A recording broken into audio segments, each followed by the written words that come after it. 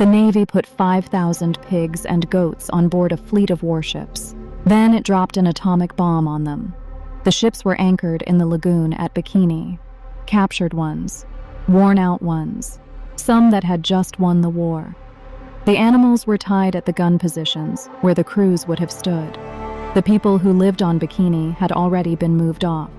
An American officer told them it was for the good of mankind and to end all world wars.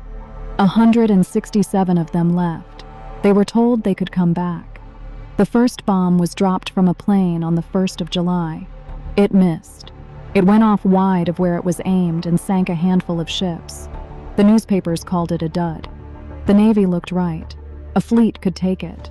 Some of the animals were still alive when the men went back aboard. They died later, of what the bomb had left behind. The second bomb was different. They hung it under the water and set it off down there. 2 million tons of the lagoon went up into the air. Then it came back down.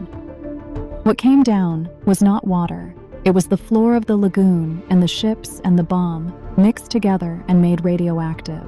It settled on every deck in the fleet. The plan had been to bring those ships home. They sent men aboard to scrub it off, with brushes, with soap and water, with sandblasters. They worked in shorts. Some worked with no shirt at all. Nobody scrubbing those decks was told what he was scrubbing.